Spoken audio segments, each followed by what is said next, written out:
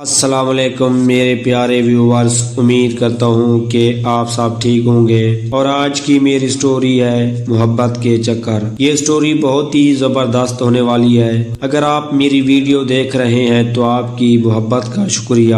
Please میری video کو مکمل دیکھیں، میرے چینل کو سبسکرائب، میری ویڈیو کو لائک لازمی کر دیجئے گا۔ آئیے چلتے ہیں سٹوری کی طرف۔ ہمارے گھر کے بالکل سامنے ایک صاحب اپنے کنبے کے سمیت آباد ہو گئے۔ ان کی 4 لڑکیاں اور 2 لڑکے تھے۔ گھر کا سربراہ عمر رسیدہ اور ریٹائرمنٹ کی عمر کو پہنچنے والا تھا۔ بڑی 3 بیٹیاں جوان سال جبکہ باقی بچے کم عمر تھے اور اسکول جاتے تھے۔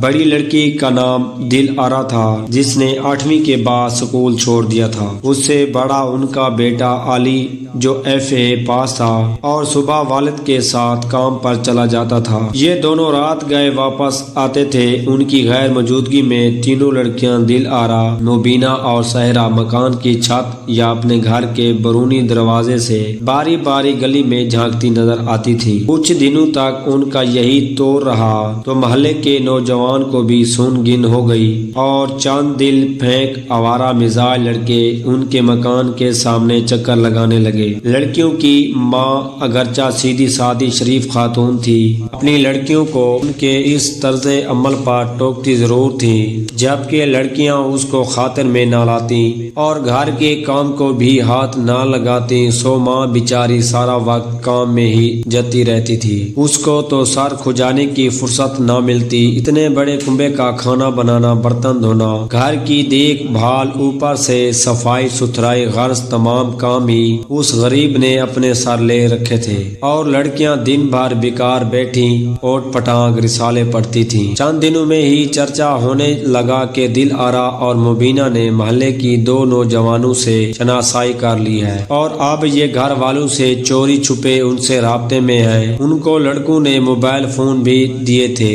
گھر والے تو بے خبر تھے، مگر لڑکوں کی زبانی یہ بات کھلی اور پھر ایک سے دوسرے کے ذریعے تمام محلے میں ان کی باتیں پھیلنے لگی۔ لڑکیوں کا باپ جن کو محلے دار صوفی صاحب بلاتے تھے، وہ بیچارہ صوم و صلوات کا پابند اور نہایت نیک انسان تھا۔ دگنی محنت مشقت کر کے کنبے کا خرچہ بامشکل پورا کر پاتا تھا۔ اس نے خود پاس زندگی کا ہر عیش و آرام حرام کر لیا تھا تاکہ اس کے بچے پڑھ لکھ جائیں اور معاشرے میں عزت کا مقام پائیں۔ غریب آدمی کے پاس سوائے عزت کے اور ہوتا بھی کیا ہے؟ چاچا صوفی غریب کو کیا خبر کہ جس عزت کی خاطر وہ اس بڑھاپے میں اپنی جان گنوا رہا ہے، اس کو اس کی بیٹیاں بے دردی سے خاک میں ملائے دے رہی ہیں۔ وہ اب محلے کی اوباشوں سے تحفوں اور موبائل فونوں کی خاطر پینگیں بڑھا چکی تھی۔ میں محلے کی لڑکیوں سے ان کے بارے طرح طرح کی سٹوریاں سنتی تھی۔ ان لڑکیوں کو ہمارے یہاں آنے کی یوں بھی اجازت تھی کہ میری والدہ شام کو جب فارغ ہوتی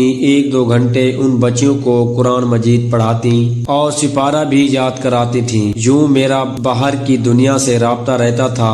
اگر نہ مجھ کو تو گھر سے باہر جائے یا محلے کے گھروں میں پھرنے کی قطعی اجازت نہ تھی۔ انسان کی فطرت ہے کہ جو معاملات مخفی ہوں ان کی ٹوہ میں رہتا ہے۔ میں صوفی صاحب کے گھر نہیں جاتی تھی لیکن ان کی لڑکیوں کو چھت پر چڑھا دیکھتی تھی۔ سین میں جب بیٹھی ہوتی انہیں چھت کی منڈیر سے گلی میں جھانکتا پاتی۔ لگتا تھا کہ سوائے تاک جھانک کے ان کو کوئی دوسرا کام نہیں ہے۔ یہ معاملہ 6 ماہ ہی چلا ہوگا کہ ان لڑکوں کو پولیس پکڑ کر لے گئی۔ سنا کہ انہوں نے محلے کی ایک دکان سے موبائل چوری کیے تھے۔ اس ڈرامے کی باز گشت بھی گونج رہی تھی کہ پڑوسیوں نے دیکھا محلے کی ایک سبزی فروش کا لڑکا چاچا صوفی کے گھر کے سامنے چکر لگاتا نظر آتا ہے۔ میرے چھوٹے بھائی قمر نے بتایا باجی بہرام چاچا صوفی کے گھر میں سبزی پھل فروٹ دینے آتا ہے۔ کچھ اور بھی خوردنوش کا سامان چاچا کی بیٹیاں اس سے منگواتی تھیں۔ جب یہ سامان بہرام کے ذریعے تو اتر سے